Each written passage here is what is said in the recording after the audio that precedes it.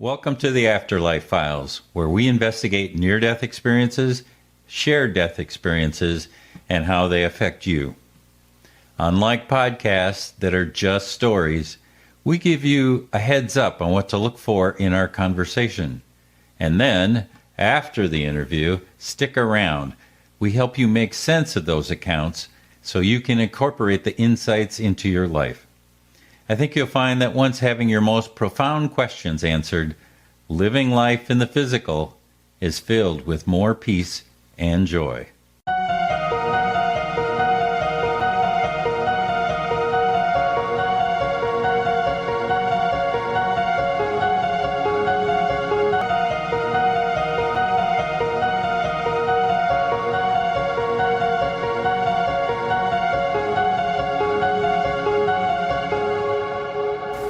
Shared death experiences, otherwise known as SDEs, are still relatively rare, and we are lucky to have met Janet Johnson, who had two shared death experiences in conjunction with the same event, her father's passing a year ago. Her story is filled with subtle cues as to how SDEs affect you and what they tell us about living in the physical. Right at the beginning of the interview, we learned something vitally important: how difficult it is for non-physical entities to tell us physical beings about events that happen in linear time. Listen for how she asks the question about the timing of her father's passing. The answer she receives is profound. And then she rephrases the question, and she gets an answer she desires. The second thing that made me smile is how she is transported to a party thrown in her father's honor. It's one of the common elements of a near-death experience, and here we see it in a shared death experience. At the reunion, we see that Janet's father is not 95, but rather living life in the non-physical as a young man in the prime of his life. Third, there is a wonderful, wonderful description of her dad's non-physical energy. Please note how many senses are involved as Dad passes through her at the moment of transition. Lastly, and I find this so intriguing, I asked Janet how her SDE changed her. She listed two things. But later, in the last 5 minutes of the interview, she starts to articulate more and more changes. The question that's still unanswered in my mind is, why were they not talked about up front? Why do you think? Here's our interview with Janet Johnson.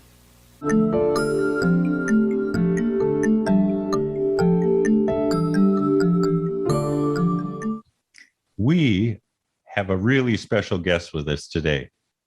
It's Janet Johnson, and she is the daughter, sister, wife, mother, and grandmother, and most of all, a seeker. As the youngest in a family of 6 children, she was raised in Eastern Oregon as a country girl on a small farm.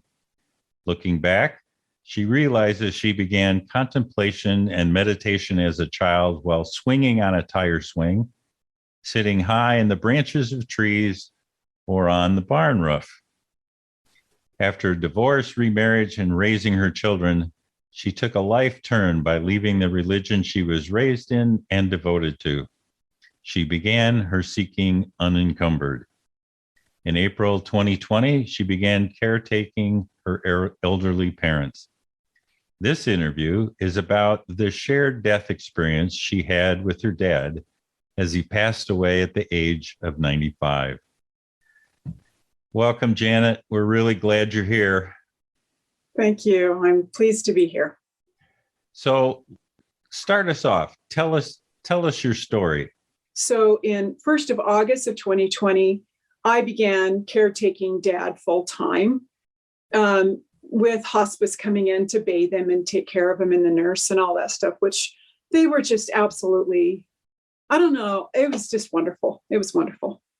It's true. I think the people who work in hospice deserve an extra star in heaven. And they really, and because he was on hospice, and he previous to this had decided that if he got to a point where he wouldn't recover well, that we would just let him go.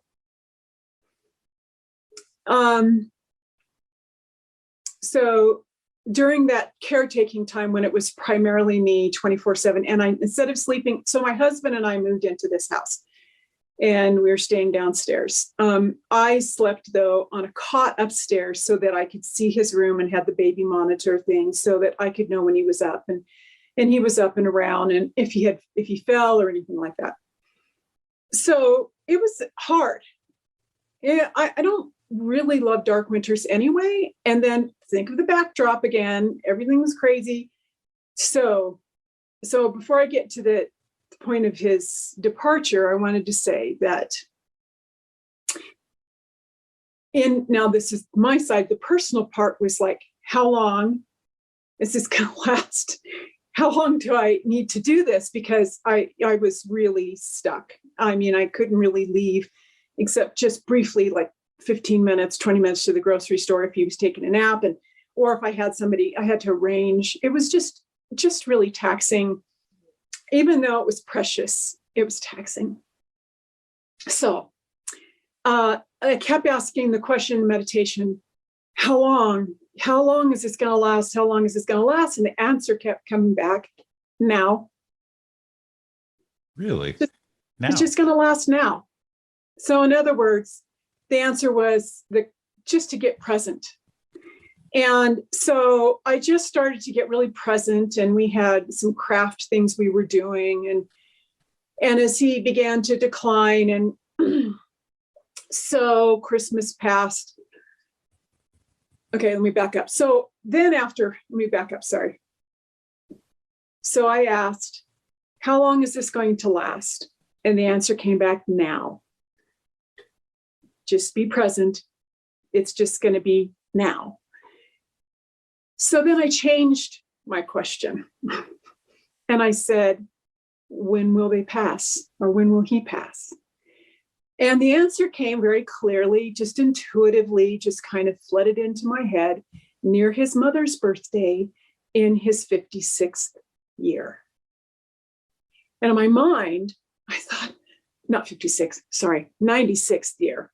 96th year near his mother's birthday. And I thought, 96, that's another year and a half. And I thought, oh, okay, Janet, just relax. It's going to be. And then I realized he would turn, his 95th birthday would be February 6th. So he would become in his 96th year.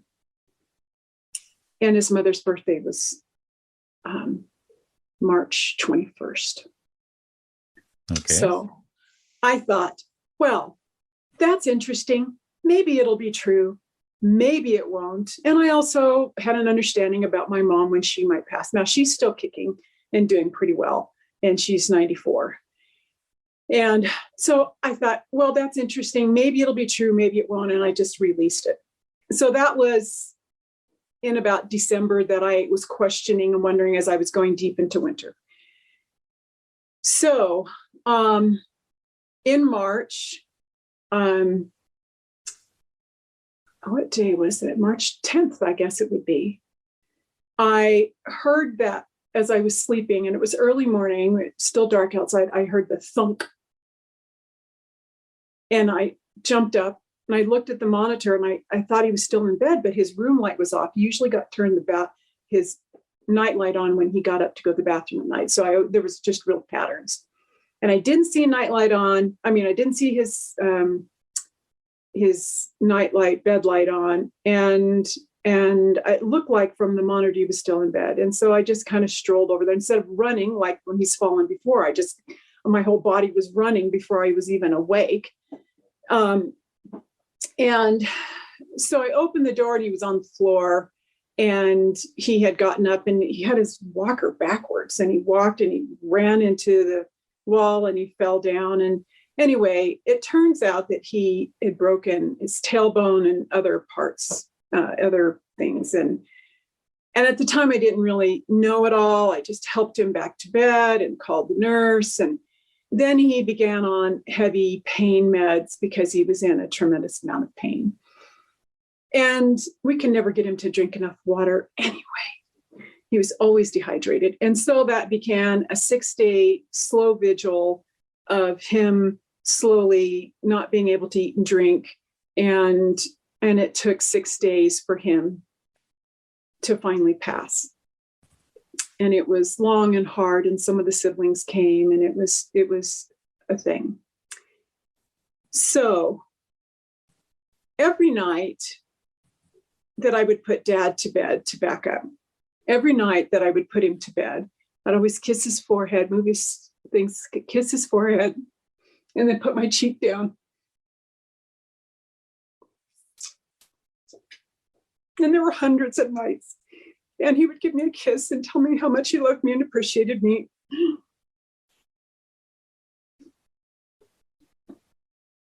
Sorry.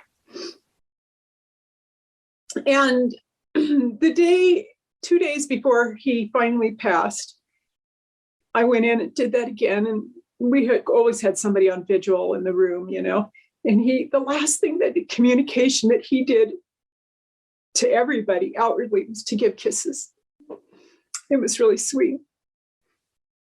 So the nights he was up, and it was a slow process, and he had no pain, and he was under medications, and he just was slowly going. And my sister and her husband were up here watching. This was on the 16th. And I was exhausted, and Mom was exhausted, been up many nights. I went downstairs to sleep.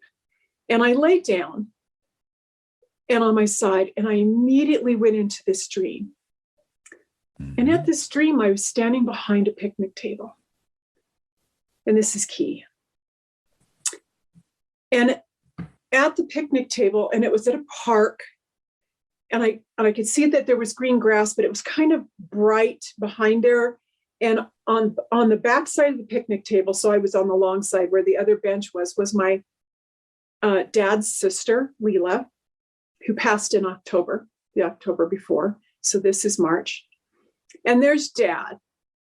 And Dad is sitting on his heel on the bench and one leg off. So he's sitting kind of sideways. And they're laughing and talking. And they're both very close. This is Mom and Dad. Dad's very close to this age. And he was about 22 years old. Hair was kind of curly up, and Leela was also 21, 22. They were really young, and they were sitting and talking and laughing. And I could sense that there were a lot of other people over here. I knew there was Grandma and Grandpa, their parents, and the twins that died before when they were died just after birth, in between Leela and Dad's age, and lots of people. And it was very jovial. And Dad's family were all these kind of fun, laughing people anyway. And they were talking and laughing. And then I heard thump, thump, thump, thump, thump. And I knew my husband was coming down the stairs to tell me he was going. And he said, he's passing, he's going. And I jumped up and I said, I was at a party. And I ran up the stairs. And in the room was Mom on one side and my sister on the other side. And Mom was feeling his wrist for a pulse. So I was on his right side. So I was on the left side of the bed, and I felt she felt the pulse, then I felt a pulse. Then she felt his neck, and then I felt his neck. The second I touched his neck, this amazing energy went through me and pushed me back. And I went, did you feel that? And it went right through my energy right here. And I was like, oh my gosh, did you feel that? And I was looking around, and everyone's looking at me like, this is not really the time, Janet. And I'm like, did you feel that? Oh my gosh. Oh, that energy, did you feel it? I mean, it literally just whoosh and pushed me back. And And they're all looking at me like I'm crazy. And I'm just having this thing. And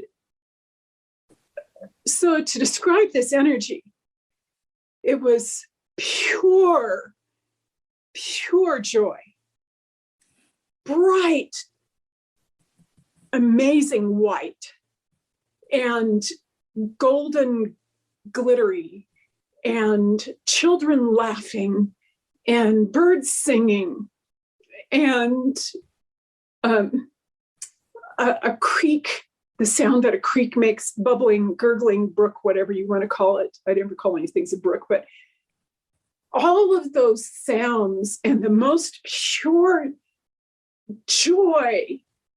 And it just went whoosh and passed out through me. And I just stood there and I was just having a moment and everyone else. And then I tried to like, oh my gosh, and I finally kind of had to let that go and focus on mom and kind of come back because I was kind of just gone. And to backtrack just a minute is that before we moved in here, when Dad, after we brought him home from the rehab, I was living 30 miles away, my husband and I would call him in the evenings or I would drive over and I would always say, Dad, if you're going to go, when you go, come by on your way out and tell me. And give me a little thumbs up. Try not to scare me. If you have to, I imagine that I would see him and that he would give me a thumbs up or like, it's okay, sweetheart. And he said, I will, I promise. And he did.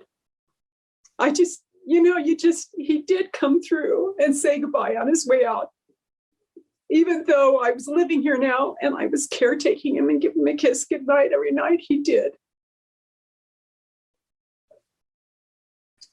Then, as we were preparing for the funeral, which we had here at the house, now he had a nickname of Buck. Okay. And I burned it in his coffin. I had gotten a casket, a wooden, beautiful pine handmade casket. It was relatively inexpensive. It was only $700. It was beautifully made. And I burned Buck in the top the night before he died. That's just nothing necessarily to do with the story, but that's just really Dad. Great sense of humor. So this is just a little notebook that we found of his. And it has, probably can't see, it says a dream. It's probably backwards, but this is his writing. And we found this and I copied it and gave it all out to my nieces and nephews and brothers and sisters. And I found this. And he talks about a dream that he's had reoccurring. He's had this dream many times and and the dream varies in the center in the middle in different ways. And sometimes he falls off a cliff and he's in a dark place. Sometimes he trips and he goes down and he ends up in this dark area where there's a tree, and then he climbs back up to this grassy plateau. But here's how it always ends. As I reached the top and I looked over, there was this beautiful place with animals and birds of all kinds. And I started to walking across this pasture with this green grass and birds and animals. And there appeared a large group of people sitting around and standing around a picnic table. And as I came closer, I could clearly see them.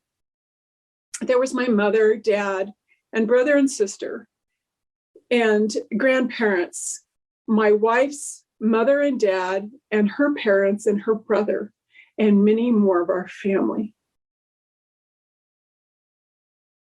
Oh. And so this was a few days later that I found this. And I thought, I saw that. I saw that. I was able to go as he was passing to be with him in that realm and see where he was and the joy. And he actually, I feel like it was his spirit passed through me. And it was so unexpected. I mean, I've watched other near-death experiences, well, no, I've watched hundreds of near-death experiences or read them since a long, long time. Only just a couple of shared death experiences. Mm-hmm. And so I thought I would see his body rise up. I thought I would see him standing. And it wasn't like that at all. It was when my mind was calm and I was able to rest, I went into that realm with him and then came up and felt him go through. And then he wrote this, I think it was like 20 years. It doesn't have a date on it, but he wrote a lot of this about 15 or 20 years ago. And he didn't know at the time that he was writing it to me to validate this. It's all just so amazing and miraculous. And it's something that I cling to in hard times, like, okay, what do I know? Because there's so much that you let go of, right? And your spiritual expansion. And I just go back, what do I know?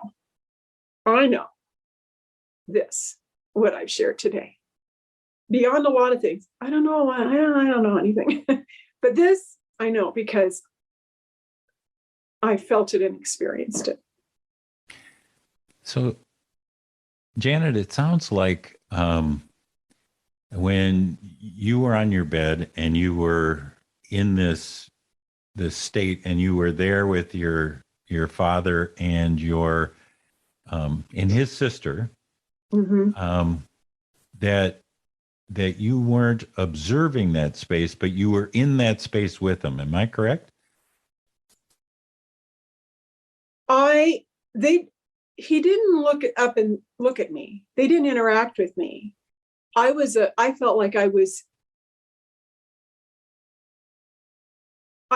there observing it, but they didn't acknowledge me. They were just I could feel it. I could see it. I almost feel like I could have touched the table, but I didn't, because I was just like, what's this? And then thump, thump, thump. And he's going. It just all happened so quickly. I feel like I was more observing it. Yeah, I was observing it, but I was there. I don't know how else to explain it. Yep, you were there. Yeah, what I was trying to tease out was whether you were in another dimension, but you were there with them. They just were. I was absolutely in another dimension. Yep. Whether I was a dimension step away, right next to it, so that I could see it, but I wasn't in it. But I was there. And I don't ever recall reading this or seeing this or anything, ever finding this before. But it was just such a beautiful circle that tied it up. I'm just continued to be amazed by it. And so how has this experience changed you?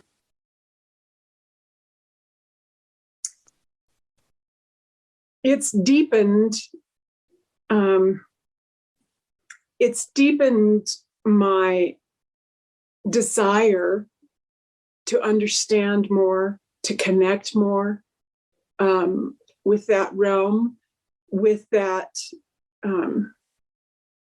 when times here get really hard and weird and dysfunctional, and I'm feeling a lot of blah, blah, drama, family stuff, that I can say, okay, this is one of the things I know that was not of this 3D dimensional thing. It was here and beyond it. It was a beautiful blend of it all. And it just makes me thirst more for those kinds of experiences, but you can't really effort, in my experience so far. You can't make those happen and effort them. You can go and knock on the door and it opens sometimes and sometimes it doesn't. And that's my experience so far. So you have tried to go back to that space again? Well, prior to this, I came close to that space at a meditation retreat with Dr. Joe Dispenza. So, but since then, I've not been able to really go back there. I guess I really haven't tried to go back there to feel those feelings, although I did do a life between life regression. And when I went through the life between life thing, I went to where Dad was, and he got up from the picnic table and he came to me and he took my hand.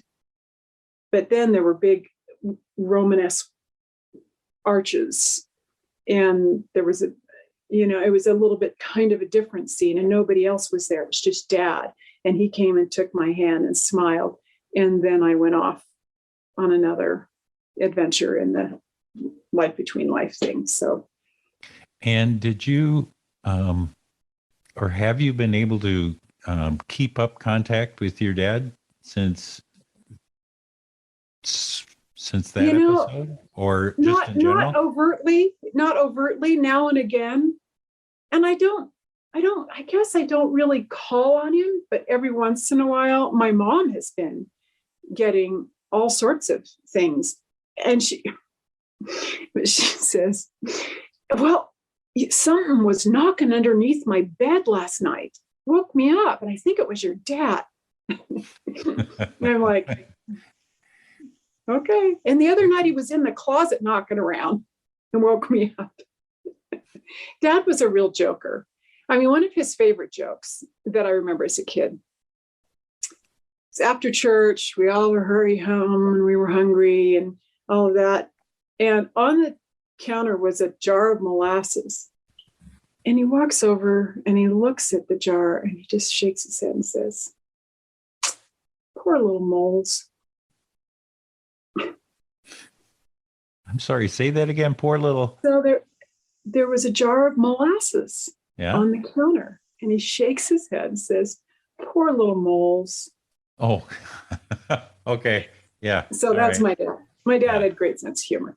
Great sense of humor. Yes, we would call that a dad joke. Yeah. That was such a dad joke. Yeah. Great sense of humor.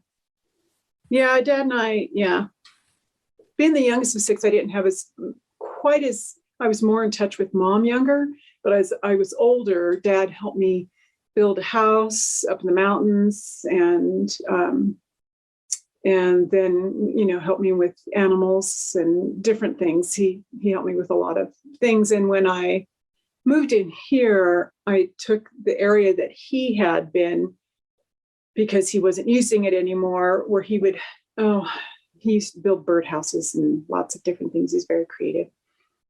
And I took that space and turned it into a pottery studio. And he would come and sit out there and watch me do things. And he enjoyed it. Yeah. So it's been a year since your dad's passed. Mm-hmm. And I get the sense that your sense of curiosity was really heightened as a result of this experience. But anything else changed for you?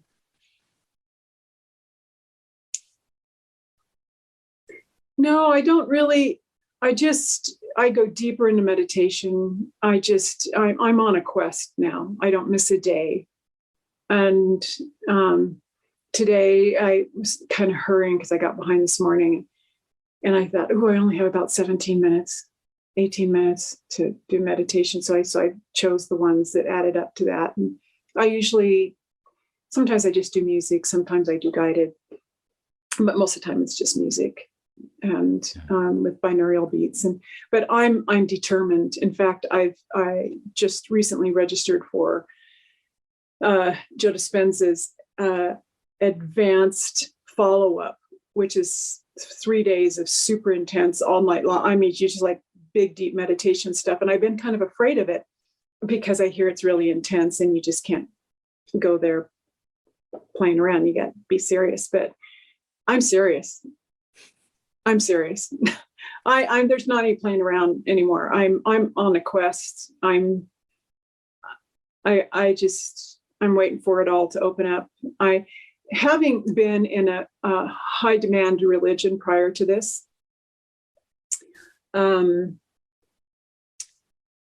with a lot of dogma and a lot of you gotta's, you should, you have to's, and you got to jump a lot of hoops, and the whole worthiness thing, and having to do worthiness interviews, and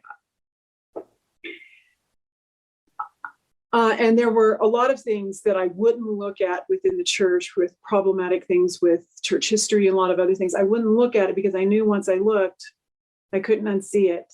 And then I was going to have to make decisions. So I was like, I can't look. Now, when I come up against something that's troubling to me, whether that's extraterrestrial stuff, whether it's whatever that is,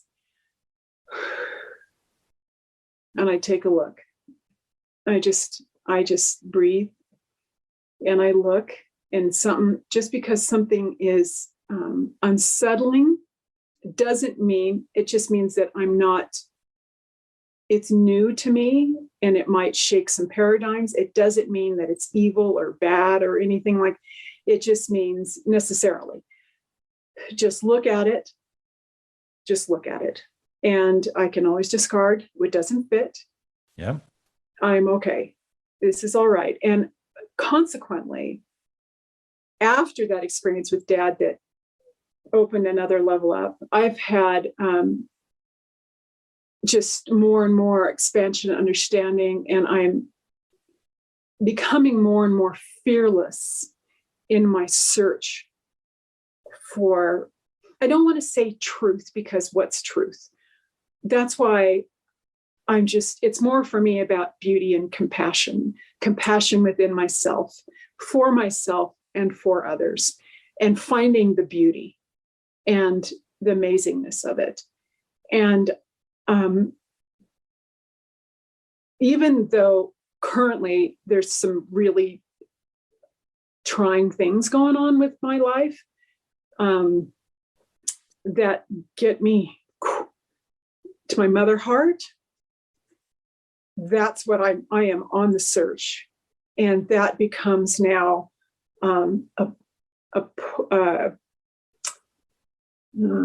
not a reason, but it's like a pushing point. It's just like, okay, this is happening. I'm not going to focus on this thing, this issue.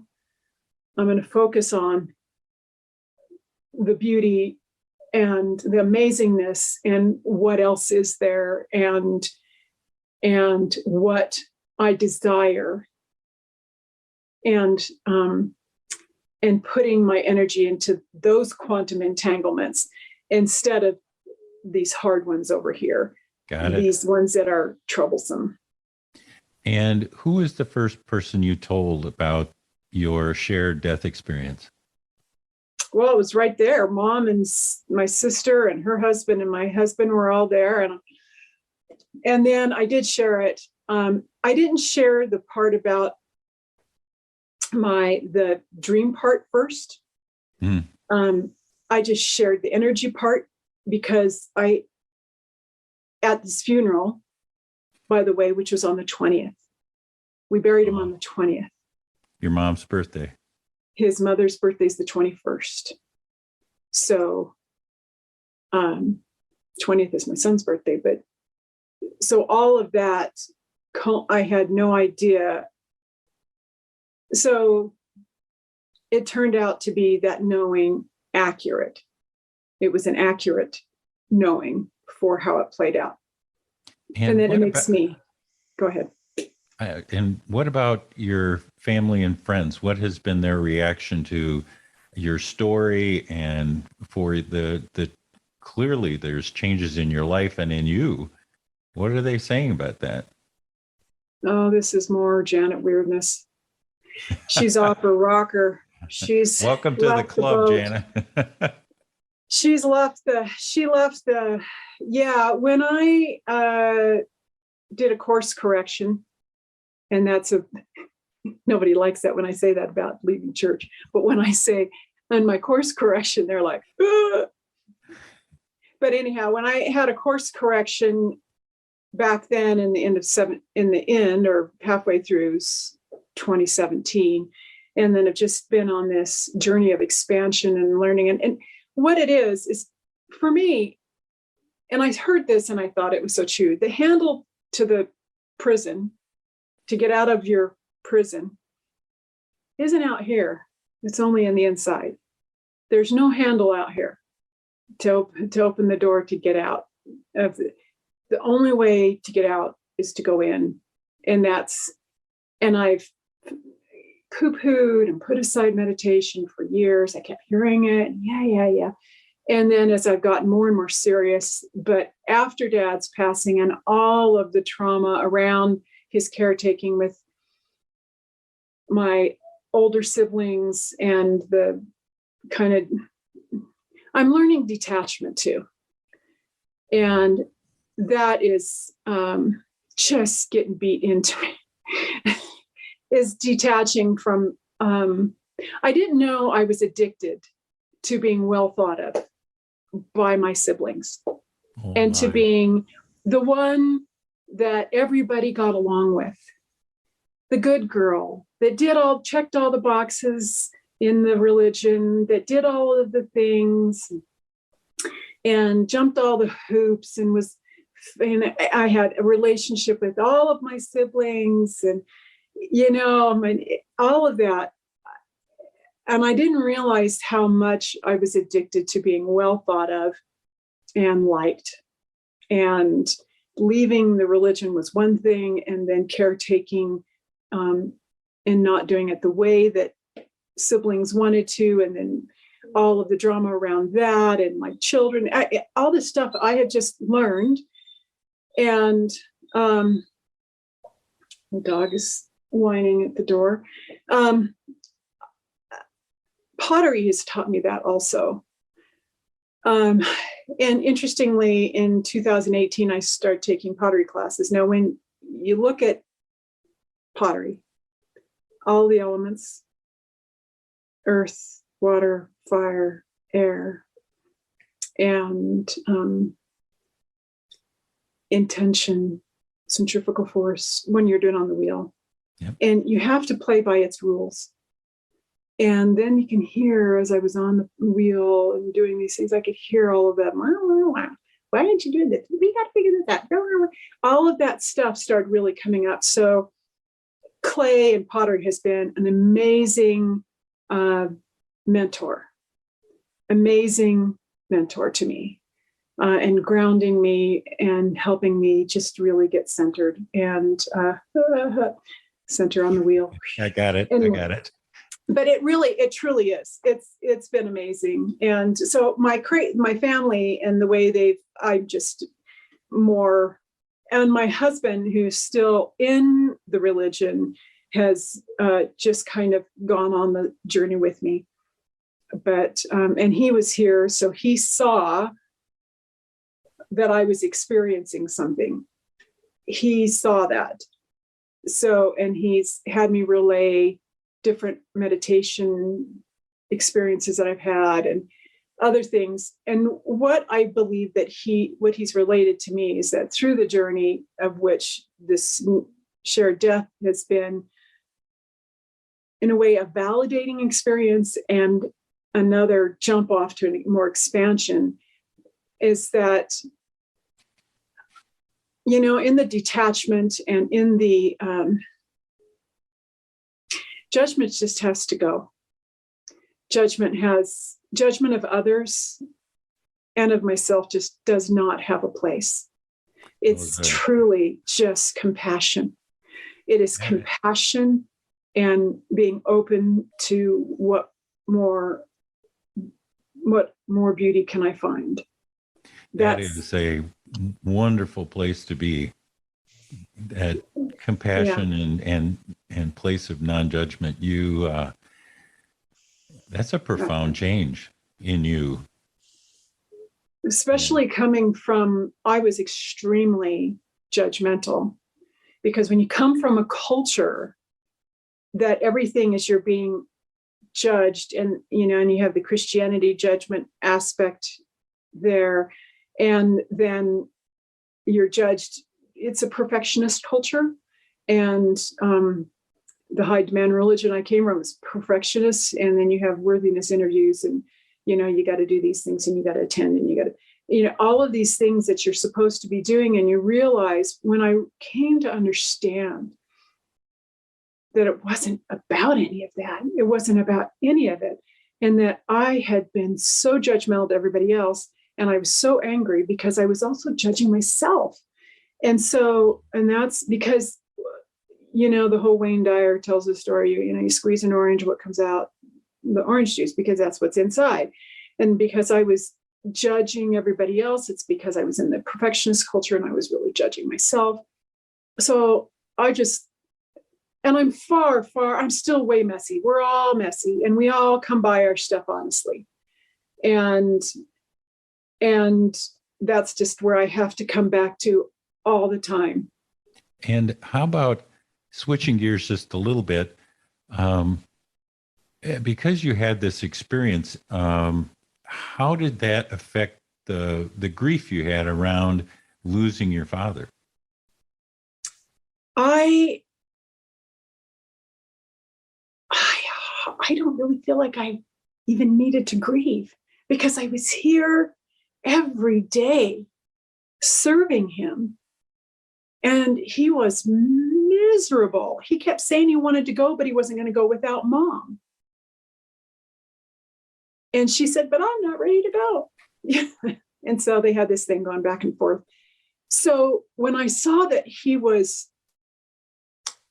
going to be relieved of the misery that he was in, and I felt his joy upon being released from this body.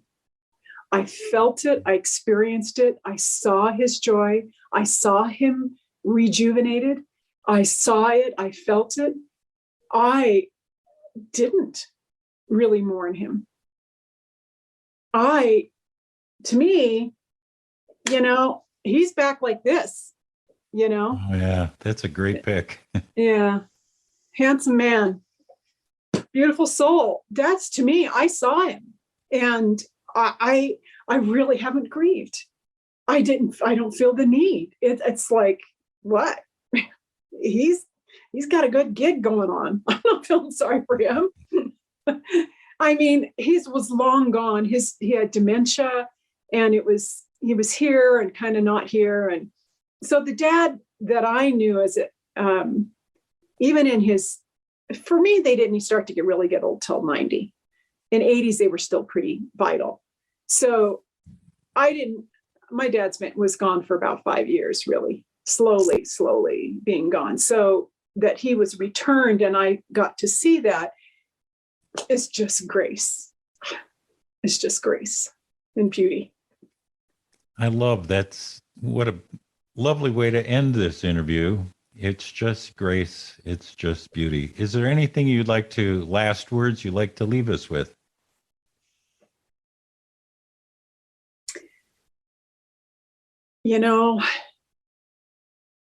I guess I'll just reiterate, there's nothing outside of you that will ever bring you the peace that you're searching for, or the joy, or the comfort, or whatever, or the expansion. Now, you can learn and see, you can glean, all of those things, but until you bring it inside, I guess it was, who was it, Rumi or another ancient said that a path cannot be taught. It can only be walked and experienced. So you can read all these things and learn them, but until you experience them and you sit down or sit somewhere quiet, walk out the world and get to know, and like Joe Dispenza teaches, overcome this body, get the mind as quiet as you can, and come to know the divinity of yourself. none of this is going to matter. It's there's no handle out here. The only handle to open the door to the other realms of joy and beauty and grace and learning is within. There's no other place. Start with 5 minutes. There's lots of little short meditations on YouTube. Start with 5 minutes. Just start and just do it. I put it off too long. However, I don't know how I would have gotten through these last 2 years with all of the drama. And like I said, all of the crazy world stuff was just a backdrop to all of the stuff that was happening here within the family and within myself and with parents and children and things. I don't know how I would have gotten through that without meditation and going within to my beautiful self.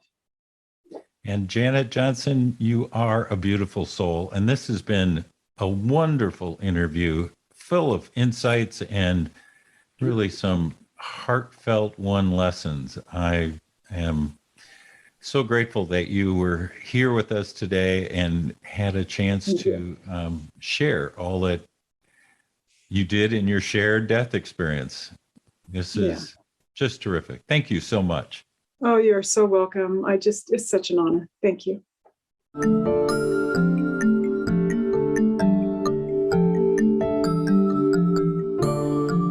Wasn't that a wonderful interview? Janet made some points I think we can expand on. Just to be clear, these are my perspectives, but that's why you watch the Afterlife Files, to gain perspective by using more than one lens with which to view these rich stories. First off, did you notice how closely Janet's SDE matched the images in her dad's dream journal? There was the park, the picnic table, the green grass, who was attending, where the participants were sitting, the jovial attitude of all the guests. It seems to me that Janet's father either desired to have such an event 20 years before and prearranged it in his dream, or he moved forward in time and visited the event as it was taking place during his transition. Both have been done by others I have interviewed, so either explanation could be correct here. Or, as I think about it now, both could be correct. Both could be true if you realize that time is nonlinear in the non-physical universe. Okay. Next, did you notice how, in Janet's case, her SDE was a visceral event? It knocked her backwards. It also propelled her consciousness out of her physical body. She had to come back in order to be with her family again. I hope you noticed her hand gestures that simulated Janet re-entering her body. This next one is truly significant. We learned during the interview with William Peters that an SDE relies on two things. First, a heart connection between the one making the transition and the experiencer. And two, an agreement to share the experience. Both were present here. As to the heart connection, clearly Janet was the primary caretaker for her father, and her father expressed his sincere appreciation for her commitment and love. The invitation part, remember, Janet told us, and I'm going to quote here, "Dad, if you're going to go, when you go, come by on your way out and tell me, and give me a little thumbs up." He responded, "I will, I promise," and he did. So we've got the heart connection and the commitment to share the transition. Next, I noticed how important was the confirmation from the notebook to Janet's life. She said, "I know this." This is the anchor to which she now lives her dramatically altered life. Lastly, William Peters also told us it really helps the person experiencing the SDE if their mind is clear and calm. Janet had just put her head on the pillow. Her mind was calm when the SDE happened. Being peaceful at the time or around the time of the transition helps and enhances our chance of having an SDE. That's it for today. If you're watching on YouTube, like, subscribe, and comment. You can find the Afterlife Files on all podcast streaming apps: Apple, Google, Spotify, Audible, the lot. Follow us on Facebook, Instagram, and TikTok, or pay us a visit at neardeathmeditations.com. Bye now. See you next time.